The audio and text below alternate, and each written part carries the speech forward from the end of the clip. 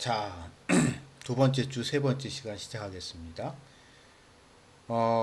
아리스토텔레스의 철학을 이용한 그 아퀴나스에 대한 이야기를, 그리고 그 아퀴나스를 기반으로 한 카톨릭에 대한 문제점, 그리고 그것을 극복하기 위한 종교개혁과 종교개혁의 정신을 반영하고 있는 기독교적 세계관의 이야기를 지금까지 나눴습니다. 자, 이번 시간에는 그렇다면 아리스토텔레스적인 이 체계가 가지고 있는 가장 근본적인 문제가 과연 무엇인가라는 점을 한번 우리 생각해보는 시간을 갖고자 합니다. 아리스토텔레스는 여러분 우리 모두 알다시피 이제 고대 그리스 헬라 철학자잖아요. 그리고 그는 이제 아는 것을 중요시 여깁니다. 철학자라는 게 너무 당연하죠. 아는 것을 추구하는 것이 철학입니다.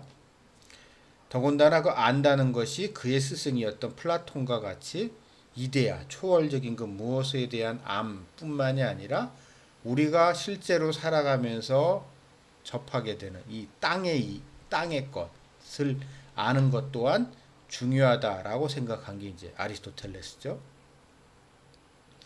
자, 근데 이 아리스토텔레스의 문제점과 한계를 이해하기 위해서 우리는 잘 이게 간과되고 있는 부분인데, 무시되고 있는 부분인데, 헬라 철학, 고대 그리스 철학의 출발점으로 거슬러 올라갈 필요가 있습니다. 예, 우리는 이제 보통 그리스 철학, 그리스 철학, 헬라 철학 하면은 학교에서 이렇게 배웠죠. 소피스트들이 있었고, 그 다음에 여러 소피스트들이 있어서 이 사람들이 그냥 입하고 파이팅 하면서 했었고, 그 이후에 소크라테스가 있었고, 소크라테스의 제자였던 플라톤이 있었고, 그 플라톤의 제자로서 플라톤의 한계를 극복하고자 했던 아리스토텔레스가 있었다라고 배웁니다. 그러면서 이 소피스트들에 대해서 궤변론자다라고 하면서 되게 부정적인 인식을 많이 가지고 있어요. 근데 우리가 이 소피스트들의 여러 논쟁들을 살펴보면은 여기서 한 가지 흥미로운 점을 발견하게 됩니다. 그러면서 고대 헬라 철학의 출발점이 과연 무엇인가 라는 점을 한번 살펴보고자 합니다. 여러분, 고대 헬라 철학의 출발점이 과연 뭐에 대한 질문에서부터 시작이 됐는지 혹시 얘기 들어보셨나요?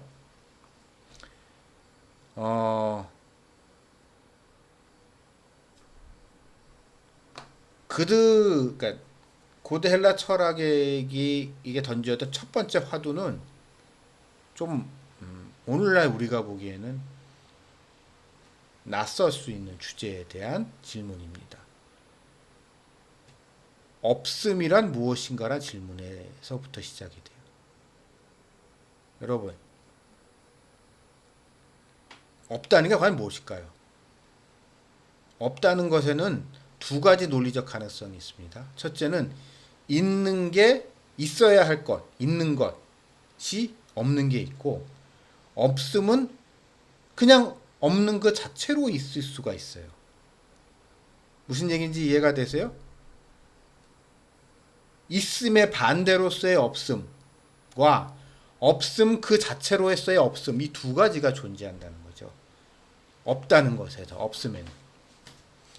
이 둘이 헬라 철학의 초기 단계에서 격렬하게 충돌합니다. 그런데 결론적으로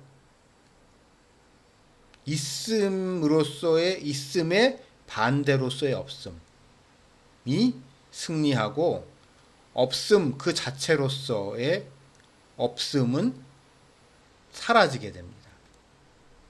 그러고 난 다음에 그 이후에 모든 서구 사상, 그리스 헬라 철학이 영향을 받은 모든 서구 사상 체계에서의 기본은 없음은 있음의 반대로,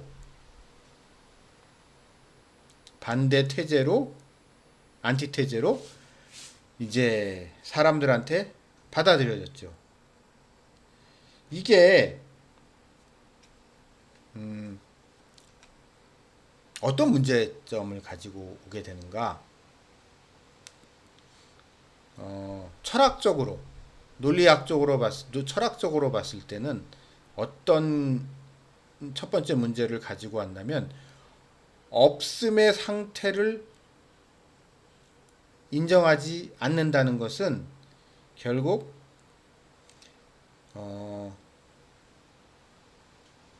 유물론의 세계에서 관념론의 세계로 빠지게 되고, 이 얘기는 논증이 구체적이고 실질적인 것보다는 논리적이고 사변적인 것으로 빠지게 되는 그런 위험성을 가지고 왔어요. 그래서 그 이후에 이제 서구 철학의 주류는 그 이후에 오랜 기간 동안 관념론, 존재하지 않는 것이 있다고 치자고요. 존재하지 않는 거라 할지라도 우리가 존재하지 않는 것에 대해서 그러니까 사유할 수 있나요? 여러분, 존재하지 않는 것에 대해서 지금으로부터 100년 전에 저희 할아버지 같은 분이 젊었을 때 저희 할아버지가 우리가 지금 일상적으로 사용하고 있는 스마트폰에 대해 사유할 수 있었을까요? 없었겠죠? 왜냐하면 없으니까. 그쵸? 없으니까. 사유할 수가 없었어요. 그럼에도 불구하고 관념의 세계, 관념론의 세계로 가게 되면 결국 생각할 수 있었다는 논리적인 모순에 빠질 수가 있어요. 왜냐하면 이렇게 되죠. 물론 그런 거가 스마트폰이라는 것이 아직 세상에 나오진 않았지만 그런 것에 대한 아이디어, 관념, 생각은 있었잖아. 사람들이 무전기가 이런 게 있었으면 좋겠다. 이게 무슨 이제 공상과학 영화 같은 데 보게 되면 뭐가 있었고 뭐 그런 거 있잖아. 이런 관념 속에서 존재했기 때문에 그때 아직 실현되지 않았어요. 그러니까 이게 이제 플라톤적으로 표현하게 되면 이데아와 에테르의 관계, 그러니까 이데아라고 볼 수 있는 이데아적 관점을 가지고 이제 스마트폰 같은 거 설명할 수 있는 게 말은 그럴듯하지만 이게 말장난으로 흘러가게 되는 그런 위험을 가지게 됐죠. 우리가 종교적인 신앙이라는 차원을 놓고 봅시다. 우리가 교회를 안 다니는 사람들을 불신자라고 하죠. 그렇죠? 우리 불신자라고 합니다. 그럼 그 사람들은 믿음이 없다고 얘기해요. 우리 근데 논리적으로 따져봅시다. 그 사람들이 믿음이 없을까요? 이 세상에 믿음이 없는 사람이 있나요, 근데? 믿음의 내용에 다를 뿐이고 믿음의 대상에 다를 뿐이고 잘못된 믿음을 가지고 있을 뿐이지 이 세상에 믿음이 없는 사람은 한 명도 없습니다. 무언가 믿는 게 있으니까 그 사람이 존재하는 거죠. 그가 하나님을 믿지 않고 예수 그리스도를 믿지 않고 삼위일체 하나님을 믿지 않을 뿐이고 돈을 믿고 권력을 믿고 친구를 믿고 뭐 하다 그럴 뿐이지 무언가는 믿죠, 인간이. 그렇다고 봤을 때 우리가 신앙이라는 문제, 불신이라는 문제를 어떻게 대처할 것인가는 이 논리의 출발점, 없음, 믿음이 없음, 신앙이 없음을 진짜 신앙이 없는 건가? 그 사람이 완전 백지 상태로 있는 건 무엇인가? 그래서 그에게 이 믿음이라는 것이 들어가면 되는 것이라고 봐야 될 것인가? 아니야, 그 사람 안에는 무언가 믿음이 있어. 무언가 믿는 게 있지. 다만 이 믿음이 잘못된 거고, 좀 더 정확히 말하면 그 믿음이 참된 믿음이 없는 거야. 라고 생각하는 그런 차이 중에 어느 게 더 우리가 일상적으로 경험하게 되는 신앙과 그러니까 우리가 교회 생활에서 신앙 생활에서 접해 보실 때 보다 이게 가까울까요? 보다 정답에 가까울까요? 제 생각에는 후자에 가깝습니다. 근데 아리스토텔레스적인 체계 속에서는 전자에 가까운 거예요. 왜냐하면 있어야 되는 것이 없는 것이기 때문이죠. 이건 아예 없는 거고. 믿음이 무슨 얘기인지 이해가 되시나요? 그러니까 카톨릭 쪽 사람들 같은 경우에 그러니까 아리스토텔레스의 이러한 지금 체계 속에서 아리스토텔레스의 체계를 받아들인 토마스 아퀴나스의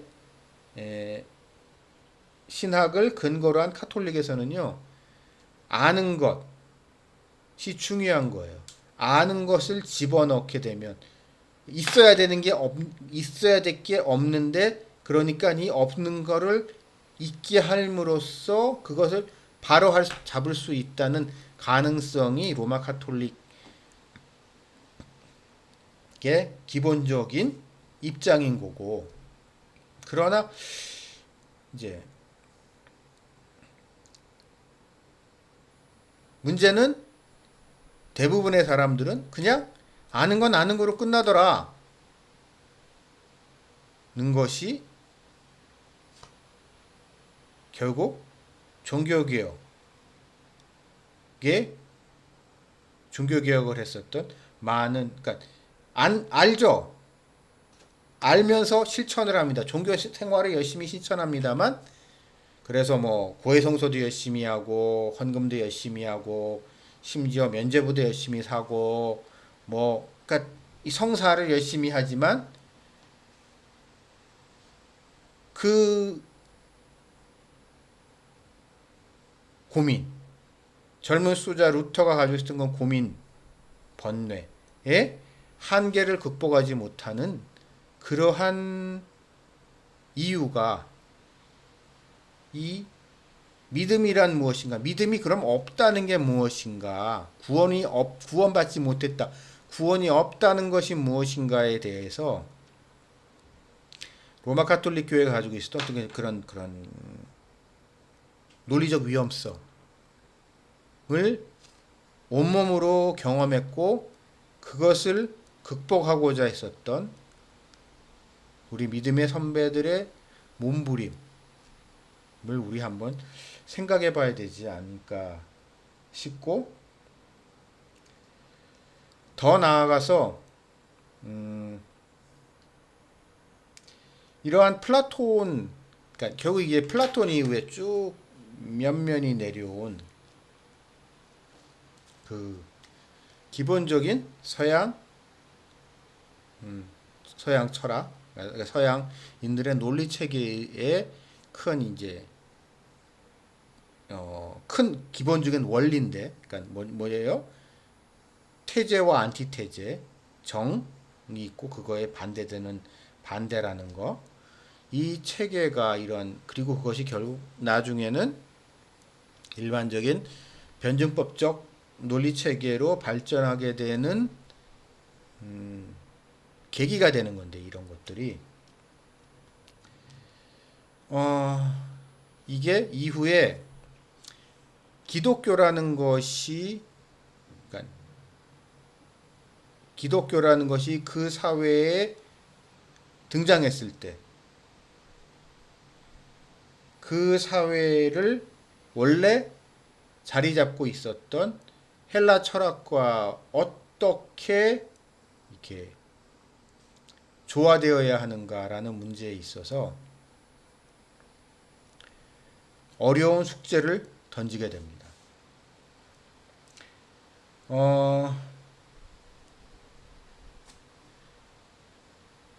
그래서 그 특별히 그 아우구스티누스가 살았던 시절은 여러분 이제 헬라 철학 중에서도 결국 신플라톤주의가 가장 득세했던 시절이고, 그 신플라톤주의에 득세한, 그러니까 아우구스티누스 자신이 젊어서 신플라톤주의에 푹 빠졌었던 사람이죠. 그 시대의 지식인들, 다른 지식인들과 마찬가지로 그 푹 빠져 있었는데, 그 푹 빠져 있으면서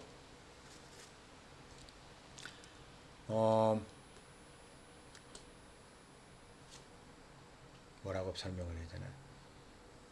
기독교의 본질과는 상관없이 기독교라는 종교의 본질이 있다면 이거와 상관없이 여기에 플라톤주의가 이게 덧붙여졌다고 해야 되나요?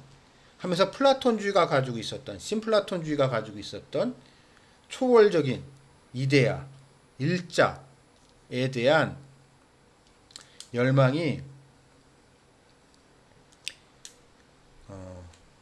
우리가 알고 있는 기독교의 교리 체계에 이제 많은 영향을 주게 되고 지금까지 우리에게 내려오고 있습니다. 그게 물론 그거를 통하여 나타난 매우 긍정적인 변화도 많이 있어요.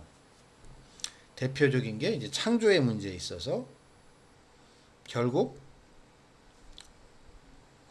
이러한 논리 체계 때문에 아우구스티누스는 창조를 무로부터의 창조라는 개념으로 발전시킬 수 있었던 거겠죠. 그러니까 지금 있는데 이건 없었던 거에서 온 거기 때문에 라고 하면서 오늘날까지도 기독교의 이제 창조 질서라는 개념을 어떻게 이해할 것인가라는 부분을 아주 효과적으로 설명할 수 있는 무로부터의 창조라는 교리를 갖다가 아우구스티누스가 이제 확립시키고 발전시킨 거는 매우 긍정적인 효과적인 일이었습니다만, 이거릿이 가지고 있었던 가장 치명적인 약점이 한 가지 있습니다. 초월적인 것에 대한 추구. 그것은 이 지상의 것, 현실적인 것에 대한 무시를 가져오게 되는 거죠. 즉, 자, 로마 제국이 이제 망해가고 있고, 로마 제국이 망한다는 것은 로마 제국의 붕괴와 함께 그 사회체계 전체가 붕괴되는 거고, 그것을 통하여 사회는 이제 그 모든 사람들의 삶이 이전과는 완전히 다른 삶을 살아야만 하는 그런 시대가 됐다는 것을 의미합니다. 근데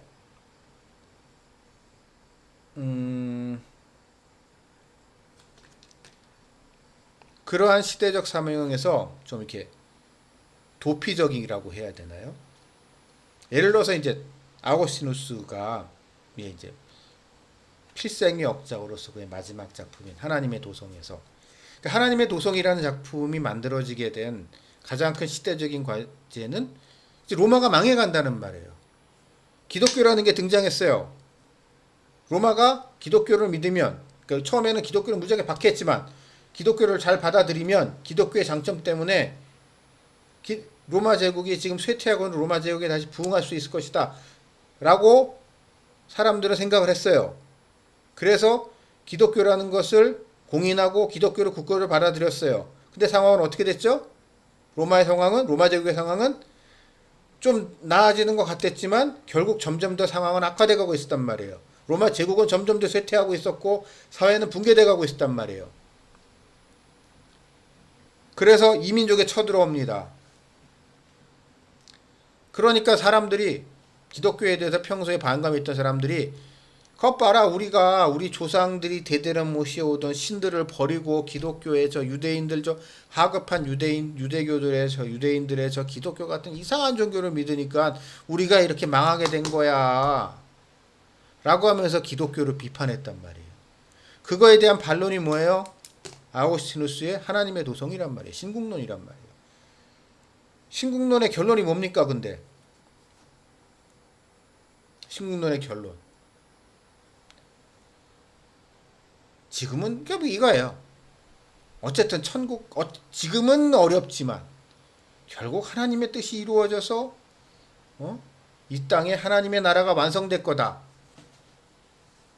하나님의 나라가 저기 있고 그러면서 현실 도피적인 대답을 내놓는단 말이에요.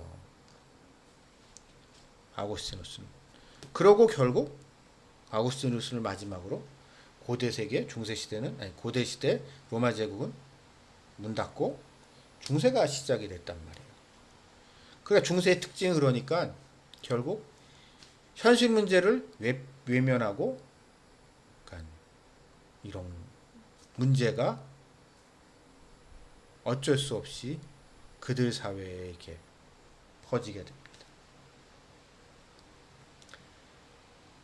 그래서 찬란했던 로마 문명은 그 이후에 완전히 파괴되고 흔적만 남고 전혀 계승되지 못하고 그때는 유물 같은 걸 하다 보면 그때는 참 저걸 어떻게 만들었을지 몰라 했는데 그것은 그냥 돌덩어리 유물로 남아있지 그게 어떻게 됐는지 전혀 전승이 안 되고 왜냐하면 그것은 그냥 땅의 것이니까 중요하지 않은 땅의 것이니까 그게 그 시대가 결국 그런 전제 속에서 어찌 보면은 로마 그런 기술 뭐래서 수표교나 이런 거 있잖아요. 그것이 가능하게 했던 옛날에 로마가 이제 뭐 거기 가보게 되면 유럽 같은 데 가보면 이제 옛날 로마인들이 만들어서 수표교 뭐 이런 거 있잖아요. 그다음에 뭐 로마가 만들어 놓은 도로 뭐 이런 거 있잖아요. 그러니까 옛날에 그런 거 어떻게 만들었나 더 이상 그런 게 어떻게 지금 유물로 남아 있지만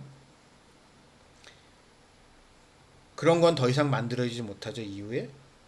그리고 그것이 만들어질 수 없는 시대적 상황이 됐죠. 그것이 가능하게 했던 제국이 붕괴됐기 때문에. 그래서 로마 제국의 붕괴 이후에 그럴 수밖에 없는 시대적 상황 속에서 어찌 보면 아우구스티누스의 신학은 최선이었고 그것이 정통으로 자리 잡아서 오늘날까지 내려오게 됐습니다.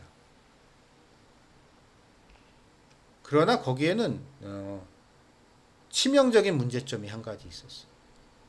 그것이 무엇인지 잠시 후에 다시 이야기를 이어가겠습니다.